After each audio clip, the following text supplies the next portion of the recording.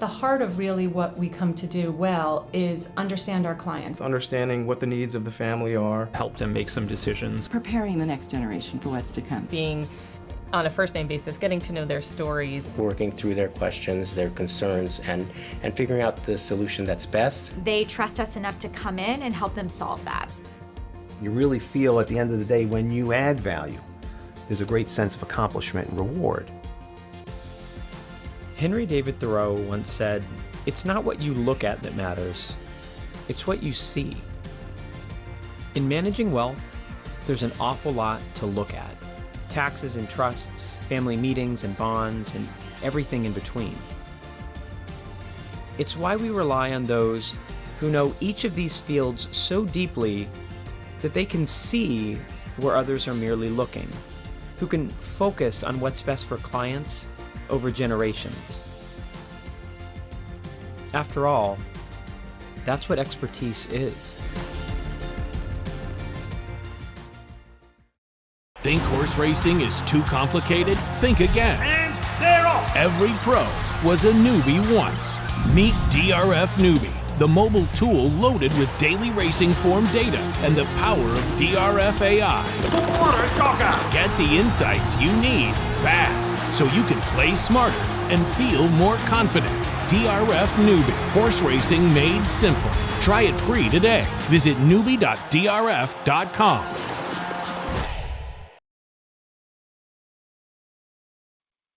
So welcome to the 2025 Virtual Thoroughbred Owner Conference Series. My name is Gary Falter. I'm with the Jockey Club, and this is the 10th and final panel in our series of webinars that take place this year.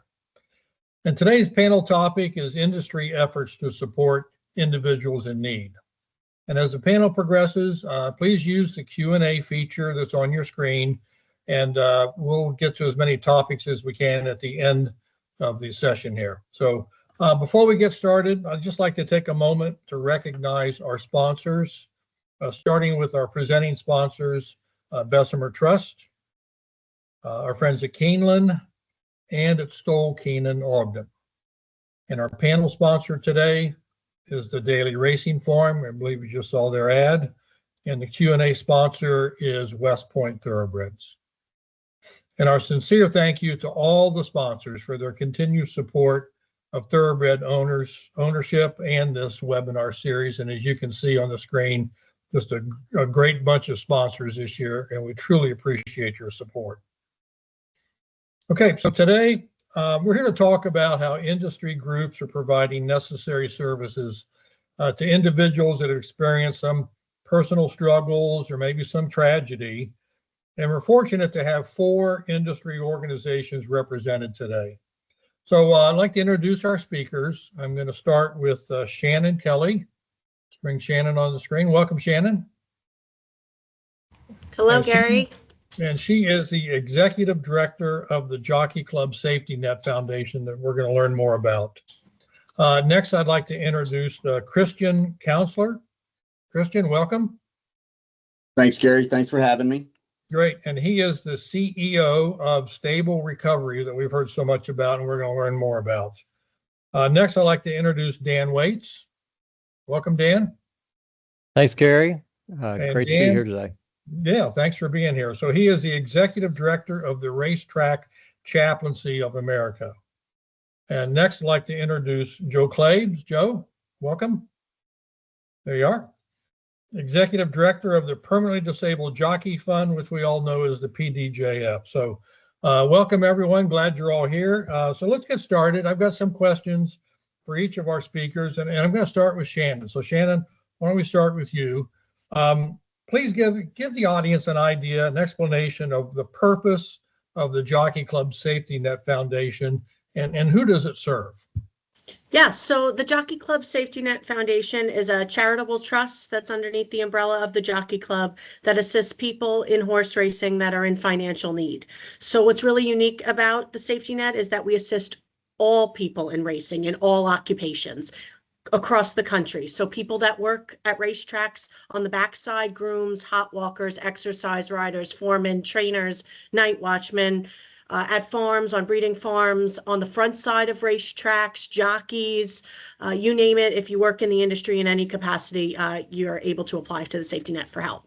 Okay, and like what types of help do we provide? Is it financial? Is it buy somebody a refrigerator because their refrigerator broke down? I mean, what types of things? It's everything. You hit it. It's everything. So I would say that a good portion of our assistance is for when somebody is either sick or injured.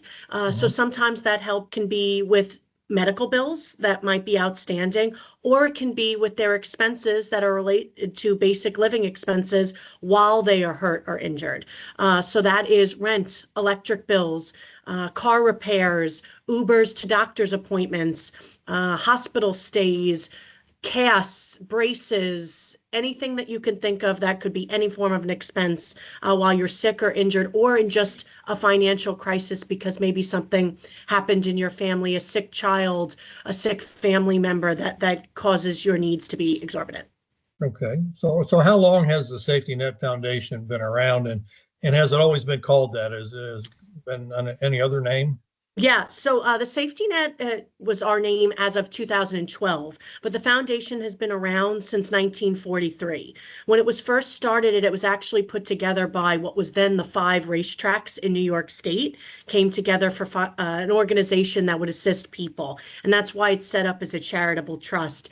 It since then grew, came under the control of the Jockey Club, and then we renamed it in 2012. It used to be the Jockey Club Foundation, but we decided to add Safety Net to that name so that it gave everyone who heard about it a little bit better of a description, because that is really what we do, catching people in need for various reasons. So we felt like that was a better descriptor of our organization.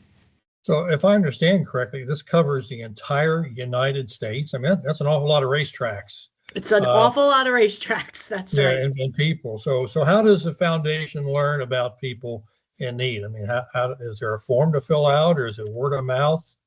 Yeah. So I would say up until maybe the last 6 or 7 years, it really was just word of mouth. And the most important part of that was the connections that we made within the industry. So we'll hear from the other charities today, and all of them are organizations that we've worked with for decades. So part of what makes our work so successful is those connections. So we work with horseman organizations like the benevolence associations, and a lot of them have individual benevolence arms. We also work very often with the Racetrack Chaplaincy. We work with the PDJF, the Jockeys Guild, and a lot of these individual racetracks. So we make connections at all these tracks, and people reach out to us when they might have somebody that needs assistance that maybe doesn't fall fully in their bucket. So, I mean, to cover so many geographical areas and so many people, does the foundation ever find itself short on funds, but abounding in needs across the nation? Yeah, I think we're really lucky. We do have quite a big benevolence pool, and we have a lot of funding that has been invested and allows us to have a bit of a safety net of our own should our fundraising that year not hit where we want it to. However, there are situations that pop up, and I wouldn't say necessarily on the individual side, but something like COVID, something like a natural disaster where the needs get very high and in quick succession. There are also just general times of the year that our asks are much higher. I will tell you that in the winter time, we get a lot more requests for help, and that has a lot to do with just the nature of winter, cold weather, possibility for injury, holiday season, and needing to provide just a general better life for their families. So we see that a lot too. I would say since COVID, the need for food insecurity is very high, and that's when we've partnered a lot with the Racetrack Chaplaincy in helping a lot of their food pantries at these individual racetracks get filled up so they can provide that individual assistance in those regional areas. So yeah, I would say we haven't been at the point where we were in desperate need of funds, but we always say for better or for worse, it could be right around the corner. And we like to pride on ourselves. There are very few situations that we can help with. So we are not in the business of turning people away that come to us. You know, part of the thing where we didn't do a lot of promotion on the beginning half of us as an organization was because we were worried that we would get flooded with cases. And I would say that we haven't really seen that. Doing a lot of promotion in all the trade publications, doing things like this, podcasts, seminars, speaking to different racetracks has not gotten us to the point where we can help those people. Actually, I think it's a good problem to have if people have my email address and my phone number. I kind of go with the assumption that I'd like to help more with little than few with a lot. I think it has a better reach. Okay. So do you have an annual fundraiser or that takes place? We do. Yeah, we do. We have a ladies event in Saratoga every year, and it's also spread to California, and we've had pop-ups in Florida and Kentucky as well. I wouldn't say it's our main form of fundraising, but it's a very successful event. It's great promotion for us. We get a lot of very generous people attending that event in Saratoga every year. And for 2026, we're hoping to also bring it back to Kentucky again. Okay. So one more question, and actually it's a three-part question, and I'll circle back with you a little bit later. So can anyone donate to the foundation? Is it tax deductible? And can a person direct their donation to be used in a particular way? So short, yes, and yes. Okay. So we will take any and all donations. We are a 501c3 public charity.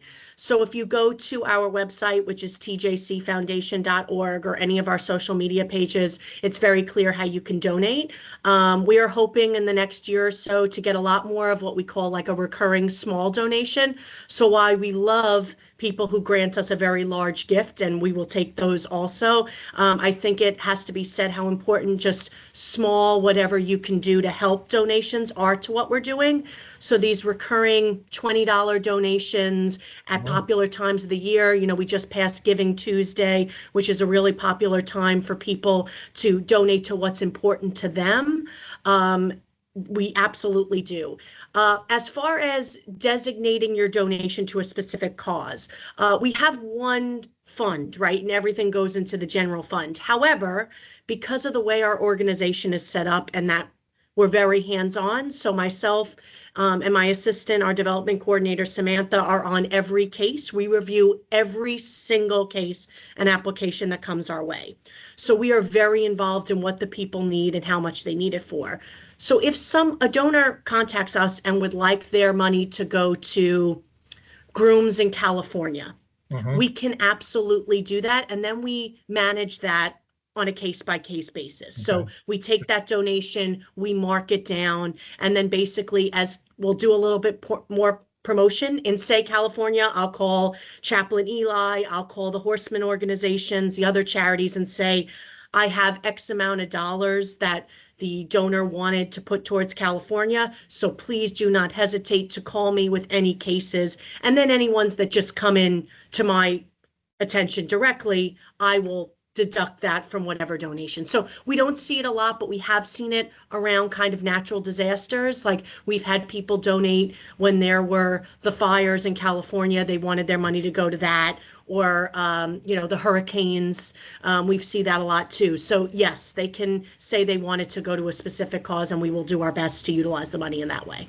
Okay, so that leads me to one more question. About how many people receive benefits, would you say, in a given year? Yeah, so we give close to $500,000 in assistance every year. It's easier to say the number because a dollar number, because the number of people is by the thousands. I mean, we have an individual monthly program where we have about 25 people that get a regular check every month for an extended period of time. But beyond that, we're giving probably from 5 to 30 grants a month, and some of individual grants, and some of those grants are to support organizations. Like if we write a check to help with something at a specific racetrack, that's helping anybody that attends that event at that racetrack. So we're talking hundreds. So I would say thousands of people a year, in upwards of $500,000 in assistance a year. Okay, well, thanks, Shannon, for all that, and appreciate the fact that you're not on jury duty today. Yeah, yes. All right, so now we're going to jump over to Christian with Stable Recovery, and we've got a quick video to show here before we get into questions for Christian. So let's go ahead and show that video on Stable Recovery. Thousands of years, people have used horses to travel, hunt, and fight. In Eye on America, Mark Strassman shows us how they're being used to help us heal. This Kentucky horse farm rides hard on expectations. You're up by 5, ready to work, clean and sober. Can we make you look pretty this morning? It's a drug and alcohol rehab program called Stable Recovery. Roughly 50 men recovering from addictions. You'll also find 750 counselors. These 750 thoroughbreds. A big part of addiction and recovery is being honest with yourself. It's real easy to be honest with a horse. Frank Taylor and Christian Counselor were honest with us. They're both in recovery themselves. Both of you see yourselves in these guys. Absolutely. Oh, yeah. We lose sight of just how special a gift it is to wake up every single day. Counselor now steers Stable Recovery. Your job is to control the horse and protect him. Taylor's family owns TaylorMade Farms, the world's largest seller of thoroughbreds. How much are some of these horses worth? We got one on here that's worth $100 million. Aren't you taking a bit of a chance? It was significant risk, but you know what? You might save somebody's life. See how he's right here? You come on this side. Stable Recovery is a year-long 12-step program, free for participants, funded by private donors. They work here, live here, heal here. This is something you will face every single day for the rest of your life. These guys usually show up broken, and the horses help put them back together, help them build a new life that's not worth losing. I was the guy that mom said, get out of my house and never come back. Josh Franks came here a homeless ex-felon, fighting addiction since he was 11. And the horse knew nothing about your background. That's the hit right there. They don't ask. They don't ask where you come from, how'd you get here, what'd you do. They don't judge me. Frank started here clearing out the stalls. 2.5 years later, he supervises the care of 178 horses. And the meth life is behind him. So I literally was on the street crying my eyes out every single day, begging God to take me off of this earth. 4 hours into this farm, I'm smiling again. I got a horse in my hand. I feel like I have a purpose, and that was here to take care of these animals. As you're taking care of the horse, you're taking care of you. Yes, absolutely. These horses love me back to life. 25 people have completed the one-year program. 22 are still sober, and they're all working on horse farms. There's something about a horse. Yeah. That's the secret sauce. They come in here, they're depressed, they're anxious, they're nervous, and you just put them with a horse. The light comes back in their eye. Sobriety's a tough track. These thoroughbreds help go the distance. For Eye on America, I'm Mark Strassman in Lexington, Kentucky. Wow, what a great video. Really appreciate your sharing that with us, Christian. So why don't you kind of give us a little bit of an update on the purpose of Stable Recovery and talk about, the people that it serves. Yeah. Well, thanks for having me first and foremost. Very generally, Stable Recovery is a long-term transitional living program for men and women who are in the early stages of addiction recovery. We emphasize equine training and equine employment. So there's actually two parts to our program. There's the obvious recovery side of that, but also the workforce development side, which we partner with many of the farms here in Lexington, and they help provide jobs for our people. That's great. So how long has Stable Recovery program been around? Is it relatively new? We're relatively new. We've been around for about 3.5 years. We incorporated in June of 22. Okay. So how does someone become a client of Stable Recovery? Do they have to be recommended by someone, or do they show up at your front door? So how does that happen? Well, the requirement is you have to go to our website, and we have what's known as a pre-screen questionnaire, which will initially qualify you for the program. And there's some criteria there that need to be met. And the way we're getting people now, obviously after a CBS special, is we're getting folks from all over the country. We've actually had people from 49 states and 3 different countries show up at Stable Recovery, which proves the unfortunate fact that addiction is everywhere and it's a problem for everyone. So how many men and women are in the program now? We have 53 souls in our care tonight that will lay down sober. We have the capacity for 70. So generally speaking, around the holidays, it's really, really difficult for people. So it's a part of the year that our numbers might be a little bit low. And do you provide room, board, housing, everything to the folks that are in the program? Everything. So they live on the farm.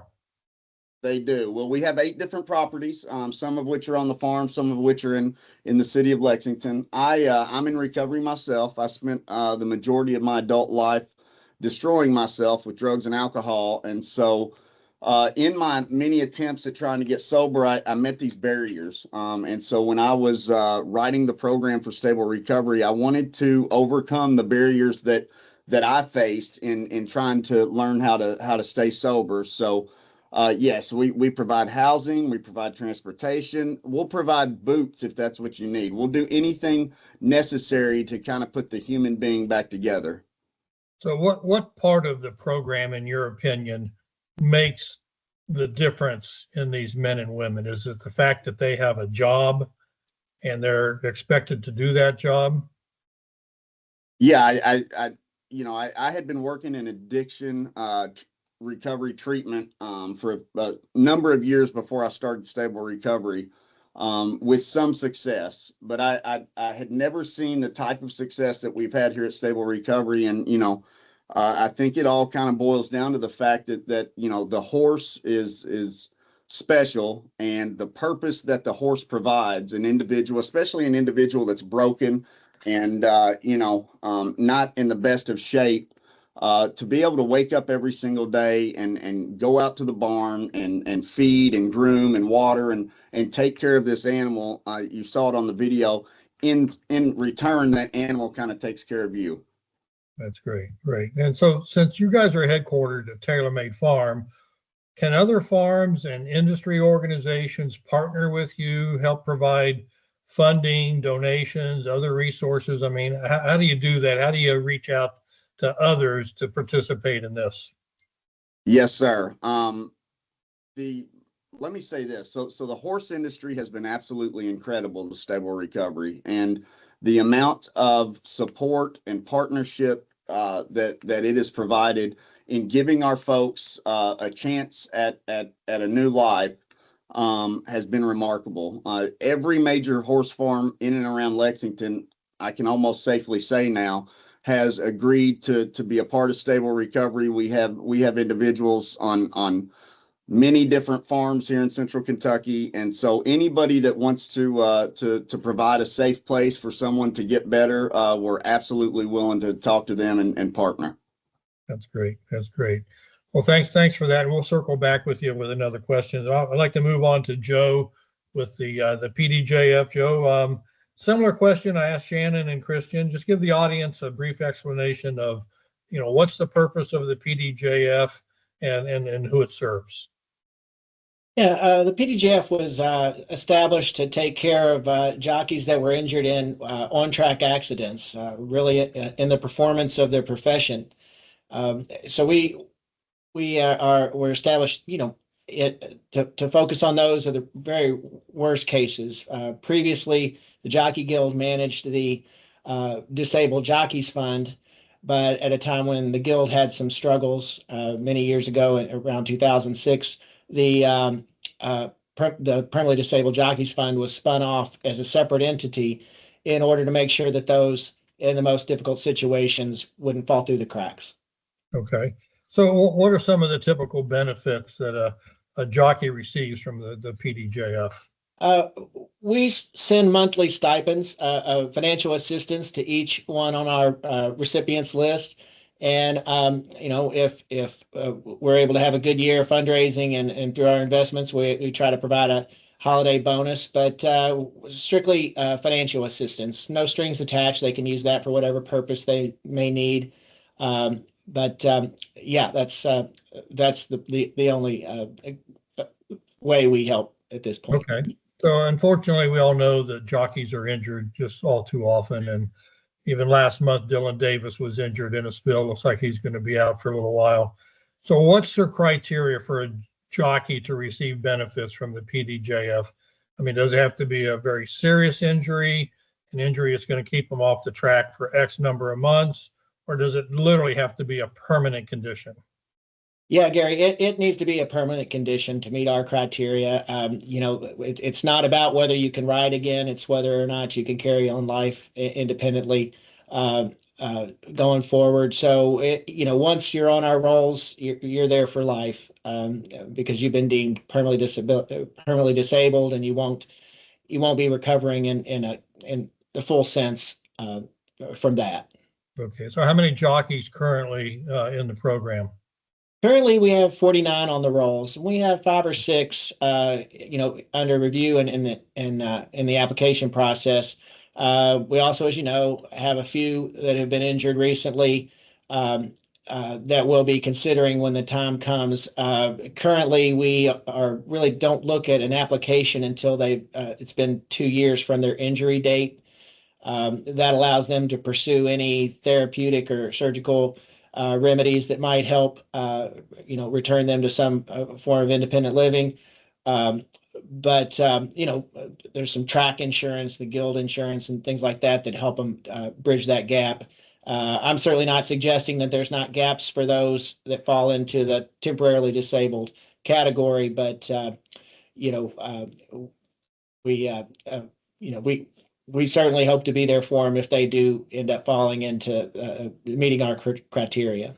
Okay. So are there ever cases where a jockey, is receiving benefits that they reach a point where they no longer need the help of the PDJF, or is it so permanent that never happens?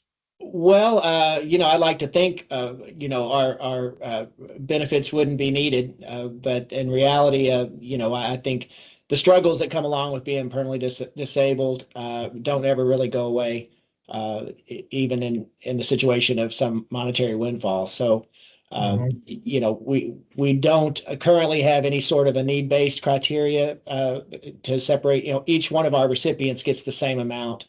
Okay. We're there's no we aren't looking into their situation beyond their permanent disability from a riding accident. So I assume a famous jockey like Ron Turcotte is the kind of injury you're talking about. Mm-hmm. Okay. Yeah, he was, and of course, losing Ron was a big loss for the organization. He was such a champion and our greatest advocate. Works tirelessly to help build the fund and help his fellow riders. Yes. Yeah. Well, that kind of segues into my next question. How often do you guys hold fundraising events, and can anyone donate to your foundation? Well, certainly anyone can donate. We have around between 10 and 15 events. Some we partner with other organizations on, but there are events around the country throughout the year, primarily in the more summer months when racing's a little more active. We have the ability to sponsor at those events, or just buy a ticket to the general public, or we have certainly contributions online to our pdjf.org website, where you can make a contribution in memory of someone or in honor of someone, or just a direct donation. We actually have folks that put us into their will, and from time to time we hear of someone passing that had remembered us in their bequest, and we received some significant contributions from that. Okay, what's a typical fundraising event? What kind of things do you guys do? Well, we have some pretty fun events around the year. One in particular that gets a lot of attention is our jockey karaoke competition. We hold one in Saratoga and one in Del Mar each year, and then the fans on social media vote for the winner between those two champions. And so far, that's probably been our most high-profile event. We have Jock Tales during Derby Week, and we had one this year at Breeders' Cup. So lots of fun events that fit into the annual racing calendar. Any of your jockeys have great enough voice to have a second career as a singer? those are the sort of questions I was hoping to avoid. I don't know if I want to get into that. I don't, any of the jockeys might hear me criticize their singing. I might not hear the end of that, but no, actually, a few of them are very good. Very good. Great. Okay. It's a very entertaining evening. Good. Okay. Well, and I assume a lot of the jockeys are very supportive and participate. Yeah, they're good sports about it. Dress up. They'll wear a wig and any other manner of strange costume to help their fellow riders. Sure. Yeah. I want to circle back to you, Christian. Do you guys? I know you're fairly new. Do you hold any fundraising events for Stable Recovery? We do. We have two fairly large annual events. We have a golf scramble in October that is well supported, but our major fundraiser is our gala, which is held in the spring during the Keeneland meet. This year it's going to be at Central Bank Arena. We're hoping to have 700 to 800 people participate. We were able, very gratefully, we were able to raise quite a bit of money last year from that, and we're hoping that this year it'll be bigger and better. Okay, sounds good. So audience, we're moving right along here. If you have a question for any of the speakers, just use the Q&A feature, and we'll get to those when we wrap up here with these questions. So, okay, so next, I'd like to move on to Dan with the Racetrack Chaplaincy of America. Thanks, Dan, for being so patient. Thank you, Gary. Yeah, I'm glad you're here. So same question as the other started off with. Just give the audience a brief explanation of the purpose of the RTCA and who it serves. So could we start off with that? Sure can. The Racetrack Chaplaincy of America has been around since 1972, and we serve the entire North American racing community with the love of Christ.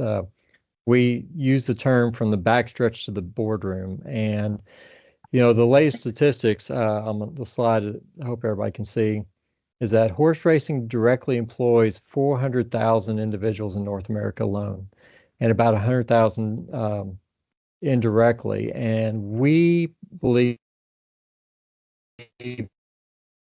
those lives matter. We strive to exponentially improve the life of every person in the horse racing industry. And so we focus on 5 key areas of need. It's a spiritual, physical, emotional, social, and educational. And right now our scope for the Racetrack Chaplaincy is that we have 49 chaplains on the ground, both senior and associate chaplains at 55 different locations. Actually, I think we can bump that up by a couple now. We're like 56 or 57. Those are not just horse racing tracks. Those are actually training centers and farm communities. They serve at fair meets. They serve wherever they're called. And then plus with those chaplains, there's a host of support staff and volunteers. So the RTCA family is quite large. Great. Okay. I think we have a video to show. Yeah, I'm sorry. I was supposed to cue you for the video. The video will explain it a little bit better. Okay, very good. There it is. The Racetrack Chaplaincy of America is a partner to every racetrack. And to put it succinctly, we're a family, and the Racetrack Chaplaincy makes sure that no one in our family falls through the cracks. A lot of people leave their homes, their countries, and come over, and they feel very comfortable when they see that church there. These guys are working 7 days a week, and they love what they do, but they need a place to go to church. The chaplains are selfless servants. They are always on the clock, 24/7. When a person gets injured at the racetrack, it's the chaplain that is going to go and be in the ER. It's going to take them for the doctor's visit. It's going to follow up with the family. That chaplain is going to be the go-to person to help them through that situation. They do a lot for everyone from, clothing to guidance to just, being there to support people, and whether it's, a loss in the family or possibly an addiction issue, things like that, the chaplaincy has been there to support them for.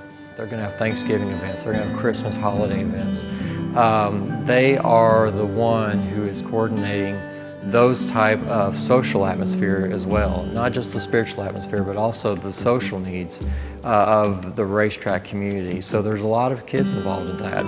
There's going to be backpack programs. There's going to be people that we're ministering to with just presence and things like that. You know, every day they do a prayer before the races. They're there to tend to the spiritual needs of the jockeys, and I've seen a major difference over my time in horse racing in that one area. The chaplain coming in and get everybody together, say a prayer, I think it's keep everybody together at the same time. I love when the chaplain comes to the jockeys room and get us together and we pray together. We all want to win, but also we want to be united, you know, and I think it's something that brings us together. You can take that same kind of concept, and the same thing happens in the stable area. The same thing happens kind of with our employees at tracks that may have problems. There's a spiritual piece that goes along with it. That's what our call. Our call is to serve. Our call is to serve and to love, and that means everyone. And so that's what we do every day, every day. Great video, Dan. So the previous three organizations, they're talking about the different services that they provide. They're a little more medical, social, financial in nature. So the Racetrack Chaplaincy of America, is it more of a spiritual and faith-based organization for those at the racetrack? Yeah, we're unapologetically Christian, but we serve everybody. We don't care what their faith background is. We don't care where they came from. If they have a need, we're gonna try to meet it. And so, you know, spiritually, we have the worship services and Bible studies, and we do baptisms, weddings, all those things that involve that. But the Racetrack Chaplaincy as a whole serves so much more with food pantries and clothing closets and emergency benevolence and rides to the doctor, to the grocery. We do ESL classes on certain environments, kids programs, holiday events, soccer leagues. It's whatever the family at that different community needs. We're going to try to help meet those needs. So it really, rather than just say that we're spiritually based or whatever like that, I look at it like love in action. You know, our chaplains and our volunteers are out there just doing love in action, whatever that means, whatever that takes to meet the needs on those communities. Well, as a Christian organization that serves all, it just kind of reminds me of a verse in the good book, the Bible, where Christ said in Matthew 25, whatever you do to the least of those, you do unto me. And, you know, I think that applies to all four of these organizations, helping so many people in so very many ways. It's just wonderful to be a part of this industry. So I think you mentioned in your video, there's chaplains at all the different locations. You said, I think 49 locations. Is that correct? There's 49 senior and associate chaplains serving at again, approximately 55 different locations. You know, that covers the vast majority of the North American tracks, but we also have a chaplain in Canada serving at Hawthorne. We have a chaplain in Puerto Rico serving at Camarero. We cover, the chaplaincy as a whole covers the thoroughbred and quarter horse industry. Wherever there's a location that serves the thoroughbred and quarter horse industry, chances are you're going to have a chaplain there for sure. Okay, well, I was going to ask about that. Quarter horse racetracks. What about standardbreds? Standardbreds actually is a separate entity. The Christian Harness Association covers that. Lee Alphen is their director. We work real closely with them. Okay, and do you see yourself branching into farms? Yeah, so actually down in Ocala, Bob Miller, he covers most of the farm communities down in Ocala. We've covered farm communities up in New York State. Wherever we're needed, there's chances are there's going to be a chaplain that we'll find a way to serve that entity or that community. Okay. So same question I've asked others. How do you raise funds? I mean, you're a national organization, you got local presence, you're serving an awful lot of people. How does the Racetrack Chaplaincy raise funds? Do you have fundraisers, or is this strictly through donations? We do. So we're 100% donor supported, and the local chaplaincies kind of have some of the same type of fundraising events and things like that the national does. We do two major ones, like Christian was saying beforehand. We have a golf tournament in the spring, and then we also do the Night of Faith, Hope, and Love at the Breeders' Cup, and that's actually a big fundraiser for us. But both the national and the local, they're truly dependent on the individuals, churches, horsemen organizations, tracks. They're truly 100% dependent on the donations that we receive. And we're great stewards of everything that we're blessed with. I mean, we've even got like a large chaplaincy like New York. They do, several different fundraising events a year. The donors have incredibly supported them. They've got a major staff that goes behind that. And Kentucky's the same way. But you've also got a lot of chaplains that are out there all by themselves. They're just out there on an island. And they too have to find a way to raise the money. The national organization tries to provide as much as we possibly can and push it out to where the needs are and that type of thing. But we're all dependent on just generosity of the people that love the horse racing industry. Great. That's great. So got one more question for each of you. So just like to find out if you could maybe provide a testimony of someone who's benefited from your program, from your organization. Shannon, why don't we start with the Safety Net Foundation and maybe somebody that's benefited from that. Yeah. So hopefully everyone can see my screen, but I thought it would be great to put the two quotes up there. I think what's really interesting that I didn't mention before is that all of the help that we give out is confidential. So you'll notice that I didn't put names here. And we like to reiterate that to everybody who comes to us for help. It makes the situation more comfortable. So they come to us, and we will not tell anybody their situation unless we're working with another organization to help them. So right here, we have a spouse of a groom that we worked with in Kentucky who had a lot of health complications and an accident, and unfortunately lost her leg. And we were able to help along with other regional organizations like the Kentucky Racing Health and Welfare Fund and the chaplains in Kentucky to get her a prosthetic, which was great. So she really wanted to say how grateful she was for our help and that she had no words for her gratitude.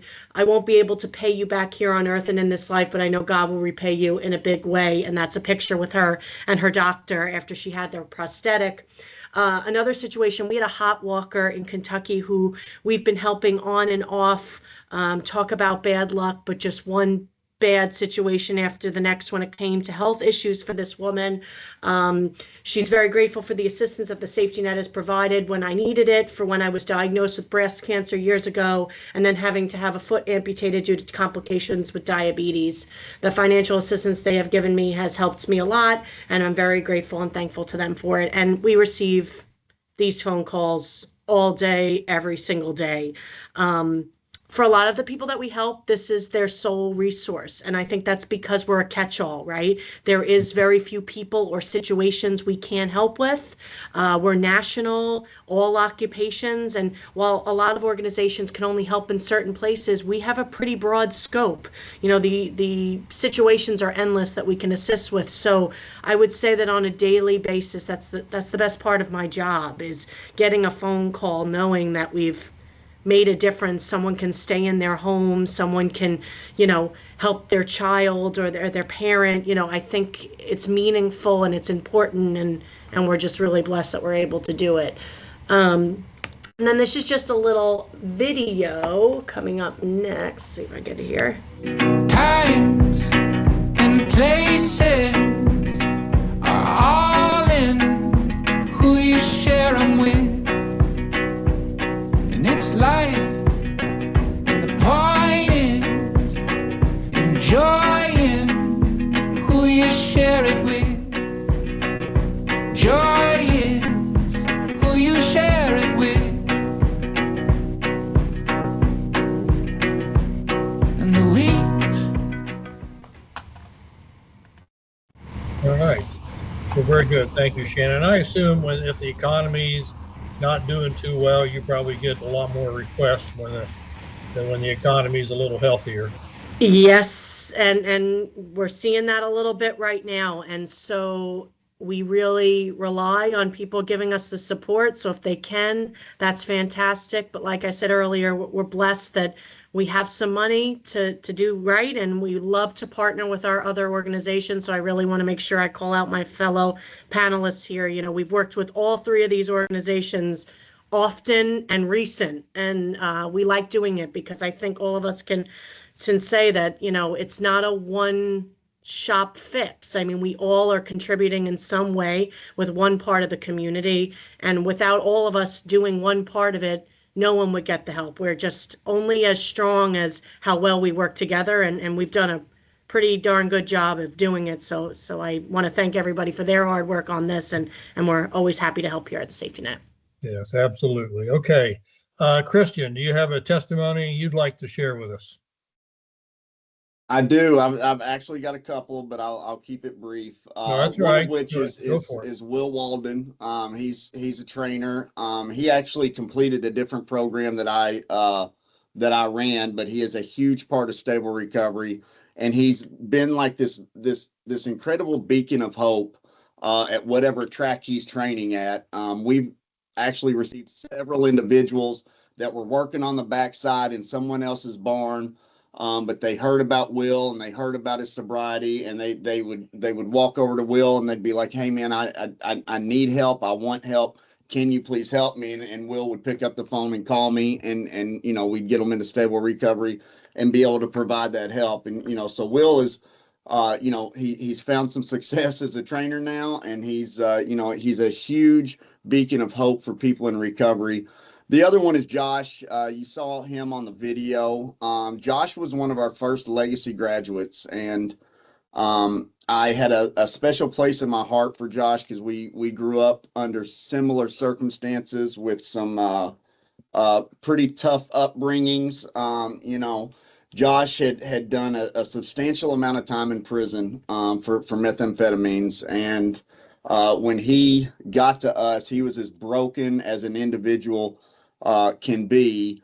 And he mentioned it in the video. Within days of being in a barn, I walked in and I saw him smiling, and I saw him interacting with his peers, and I saw hope. And Josh is now a divisional manager at Taylor Made Farm, which is a very good job, and that's something kind of along the lines of what Shannon said. This industry is incredible, and all of us on this panel today, we take people at their worst and get to see them get better. So, I mean, we all have incredible, I am so grateful to be in a position to see somebody at their worst, and to get better. And Dan and Shannon and Joe and we all do work together. Literally, we find what each person needs, and we do whatever we need to do to help put that person back together.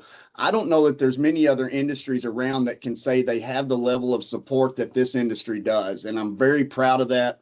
I'm very proud to support that. And so especially this time of year, it seems to ramp up for all of us on this panel right now. The holidays are really, really tough if things aren't going very well in your life. So I would like to thank everybody on this panel for the incredible support. And if there's ever anything that I can do to help with anything, everybody has my number, and we'll just keep doing what we can to help people. All right, Christian, that's great. Yeah, you're right. I'm not sure any industry in any walk of life has this type of support. So it's great to be a part of that. Okay, so let's jump over to Joe. Joe, with the PDJF, any testimonies you'd like to give? Yeah, not to speak for any one particular recipient, but as Christian mentioned, this time of the year when the needs are great. We were fortunate enough the board was able to extend a holiday bonus to each of our recipients, and also for the second year in a row increased benefits for our monthly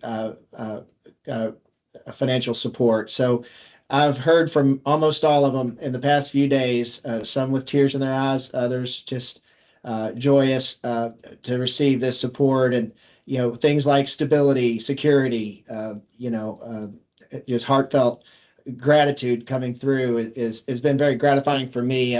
I knew a number of these recipients, a couple of them before they were injured, and I just know how that it has changed those individuals' lives and how difficult the struggle can be.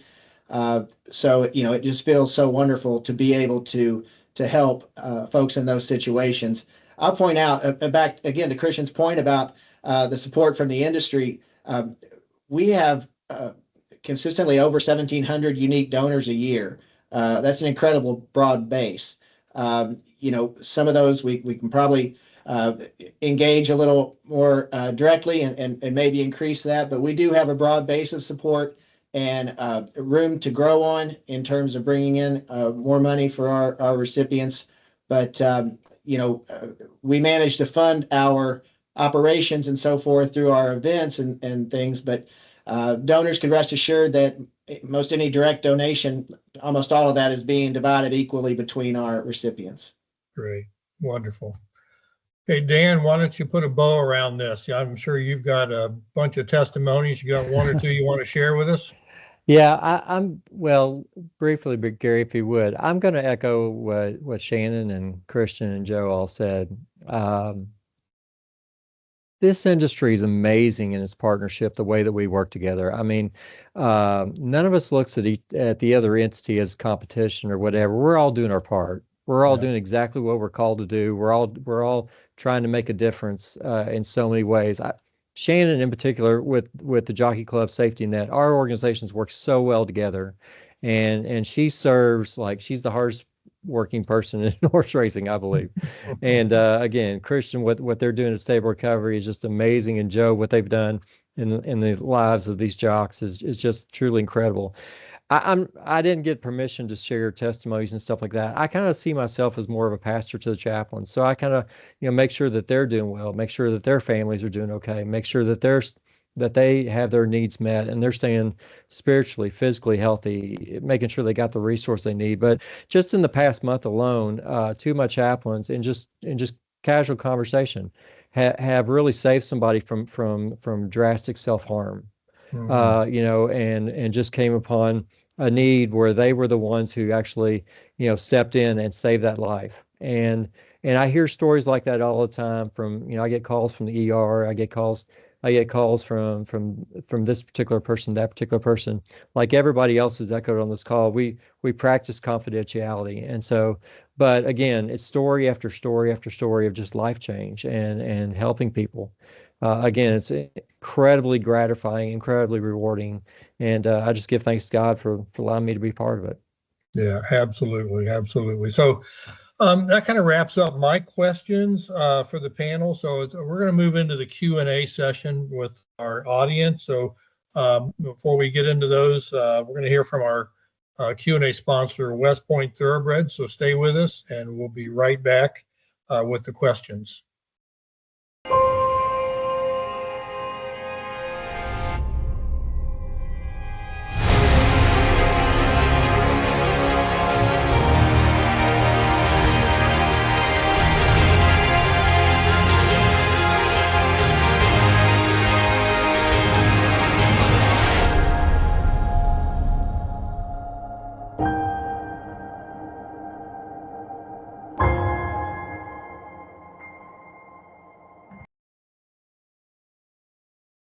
Okay, so first question from the audience.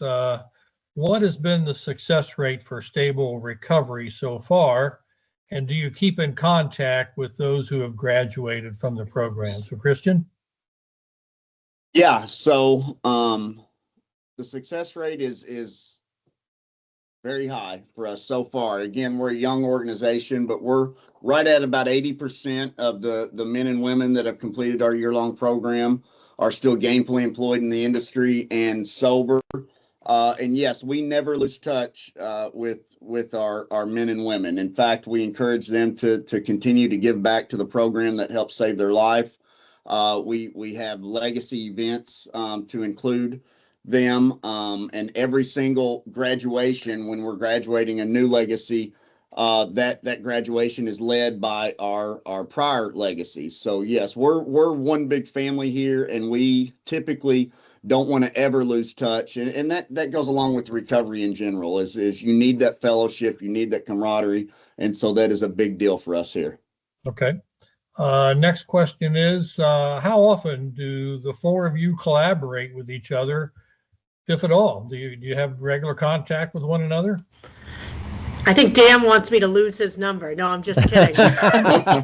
I think I can speak for all of us. I am texting, calling, emailing with this group daily.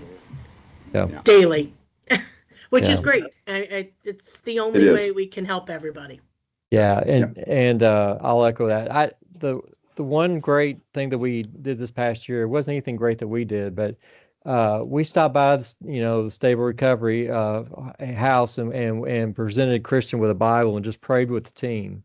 That's just kind of like the spirit of things, is that, and Shannon, we've worked side by side and working events and food lines and everything else, and just handing out things and so on and so forth. Joe, Joe just came on board not recently, but if he called, if he called and needed anything, we'll come running. That's kind of the way we work together. Okay. Well, and we're all on the same team, obviously, and we consider it a privilege and an opportunity to work with any of these groups in any way we can to further all of our mutual missions, whether it's ours specifically or just to help them with theirs. We're always there. Okay. Next question: do most racetrack backsides have chapels?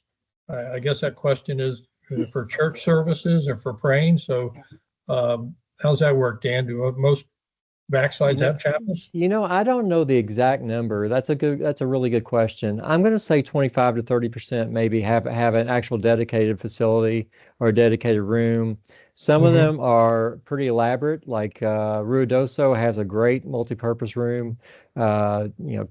Churchill Downs, several different chapels like that. But there's a lot of them that actually hold services in kitchens and wherever they can, multi-purpose, rec rooms or meeting halls or whatever. So not all of them do. I wish they did, but whenever I talk to somebody who's actually constructing a new racetrack, I was like, don't forget to have a multi-purpose room for community, whether that's a dedicated chapel or whatever. But that's such a huge benefit and sometimes overlooked that they need that for the backside. Yeah, I remember my days at Beulah Park. They had in the kitchen, they had a multi-purpose room in the back, and they held chapel back there. Yeah. So, okay. For Stable Recovery, are there other programs like yours in the industry? Or are you one of a kind? As far as I can tell, we're unique. In fact, we've had several phone calls recently about possibly expanding the program into, some other geographical areas such as Florida, California, stuff like that. But unfortunately, I don't think there are a lot of programs like ours. And so we've had to expand very quickly, a little quicker than I would have liked to be honest. But the need is great. And, along with the need for finding viable, help in the industry, finding employees. And so it kind of rapidly grew into where we are now. And so I would help anybody that would like to do this anywhere else. We're not trying to hold on to this for any reason. If it could help somebody else, we'd be willing to help somebody do it.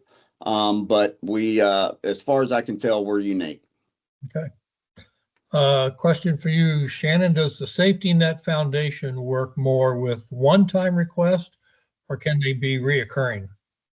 Yeah, I would say that on average, they're recurring in a small time frame. So our average grant, to put a number on it, is like $500 to $750 for a 3 to 6 month period for somebody that's out for reason of being sick or injured. For other situations, it's one-off. I think it's probably 75-25 and 75 being recurring. We have this monthly assistance program. Those people have been on for years. I would say now where we're at the end of 2025, I would say that we're seeing more people getting such like 3-month grants to help them, as that's really kind of the recovery time for either being out sick with something like COVID or the flu or, something like that, or an injury, right? That's usually like a recovery time that you're seeing. But for the one-offs, you know, in this industry, in the way the backstretches work, you could get sick with just something like a cold. And that miss of pay for just 5 days can completely almost make you homeless, and you could be out on the street almost immediately. So in those situations, we might just have to pay for 1 month rent so that they don't get evicted. Okay. Good answer. Okay. So question here, are there volunteer opportunities within your organization? So who'd like to grab that one? Yes. Yes. Yes. So Yes. for the chaplaincy as a whole, you can contact the local chaplain. That's a kind of a better way. We have people that actually contact the national office and say, how can I serve locally? And you know, they'll be calling from Nebraska, New Mexico, wherever. And we're just going to refer them to the local. On the national level, you know, we'll have a golf tournament. We'll have some things like that, you know, some opportunities that they can come over and help us with administrative needs and that type of thing. But we like to make sure that the volunteers are hooked up with local chaplains. Okay. What are some other good examples of volunteer opportunities with your groups? Shannon? Well, I mean, I personally end up volunteering for these other organizations because I love it so much. So yes, I think for Safety Net, you know, we do a lot of what we're calling outreach events now, which is if we're at a big racing event. So at Premier Times, we're talking Pegasus World Cup, Preakness, Santa Anita Derby Day, whatever it is. If I'm there or Samantha is there, we'll do an outreach event, and we're going to partner with likely the racetrack chaplaincy. If we can get people to come out and help us give out, you know, gift cards and serve a meal, it's a great opportunity for us to talk to people. I think generally when we use the word volunteer at Safety Net, we want you to volunteer to be an advocate of ours. You know, I'm just one person with one set of eyes and ears and hands. So I rely on people in this industry who care about making a difference into just alerting me to where we could be of use. And it can just be for any reason whatsoever that you just heard of something, and I'll reach out. I'll call, if it's a jockey, I'll call Terry Meeks or Joe and say, you know, I'm hearing about this person. What do you know about the situation? Or a backstretch worker, I'll call Dan or the regional chaplain. So I think in a form of volunteering, if you could just reach out to us and just say, you'll push, you could be retweeting something. That helps our mission get out there. It could be as simple as a retweet or a $5 donation, really and truly. We'd love you to come and help, but just getting our mission out there is as much help as we could ever ask for. Okay. Joe, could you ever use some help with some of those PDJF fundraisers? Yeah, we do. Now, we are fortunate that we have a pretty good volunteer base in place, but, you know, we can always use an extra helping hand.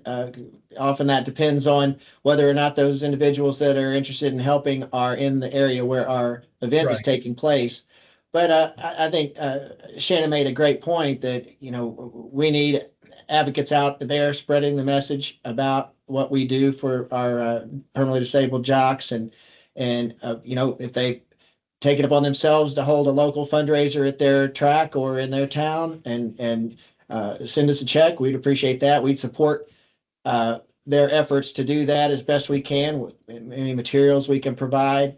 You know, it's there's always room for help in one capacity or another. And again, you know, Shannon really nailed it there. It's the advocates, the ambassadors are just as important as those that show up and help us set the tables at our events and things like that. Sure, sure. Christian, how about there at the farm? You guys rely on volunteers at all? We do. We're actually in the midst of creating a volunteer program. We do as much community service as possible in and around Lexington, Nicholasville, and the surrounding areas. A big part of a 12-step program is service. And so we're constantly looking for opportunities to provide service, whether it's feeding the homeless or, you know, last month we actually did a very large project on a lady's house that is a big part of the industry, and the TDN did a big story on that, and we had a lot of people come out. But we're constantly looking for ways to help the community, and we obviously need help with that. Okay. Last question. So are there any opportunities to donate things like food, clothing, other things? I mean, what are some of those opportunities, if there are any at all? Yeah, so for us, I'll go. I mean, go ahead. Okay, sorry, Dan. Now go ahead, Christian. Yes, all of the above for Stable Recovery, because most of our folks come in here with absolutely nothing. Right. Literally maybe a backpack full of dirty clothes, you know. So, and we, from the time you hit our doorstep, we are gonna do anything and everything we can to provide what you need to give yourself a chance at getting better. So, you know, food, clothes, personal hygiene, pillows, comforters, sheets. You'd be amazed at how often we go through those things and how badly we need that, because that allows us to spend money in other areas. Instead of having to spend money in those areas, we can spend money in other areas to help support the individuals in the program. Okay, great point. Dan? Yeah, same thing. Everything that Christian just said, we do on the go see your local chaplain, connect with them. Nearly all of them have either clothing closets or food pantries of some kind, hygiene products, everything else. Everything Christian said, if they receive that donation, they'll make sure it gets distributed. Okay. All right. Well, panelists, that wraps up the Q&A. And audience, if you have any follow-up questions for today's speakers, we're going to put their names and email addresses up on the screen, so you can contact them. And if you don't have time to write them down, this is all recorded. You can come back here and get everyone's contact information. So I'll just leave that up for a moment. And as far as your websites are concerned, can anybody just come to your website, PDJF, Stable Recovery, Jockey Club, the Racetrack Chaplaincy National? I mean, all of you have very good websites, I know. Okay, so let's go ahead and take that down. Speakers, I tell you what, I've done a lot of these webinars, and this is probably one of the most enjoyable I've ever sat through, just to hear the amazing testimonies and the services that we're providing within the industry. It just really tugs at your heart. And all I can say is just God bless each and every one of you and all your organizations. You're just doing wonderful work for so many people. So thank you, Shannon. Thank you, Dan, Christian, Joe. Just again, thank you so much for being here and for all that you do. It's got to be very fulfilling to be on your end. Yes. Okay, but you know, most of all, I really like to thank our audience for being here, and to all the owners for investing in our sport. You know, we have many stakeholders in our industry, but it's always been my belief that the owners are really the most important and needed participant in our industry. So, folks, we're going to be back in 2026 with a whole new set of topics starting sometime in March. So until then, we hope you enjoy the upcoming Christmas and New Year holiday. Stay safe, and we sure hope you visit the Winter Circle and you visit it often. Thanks, speakers, everyone, for being here. We'll see you next time.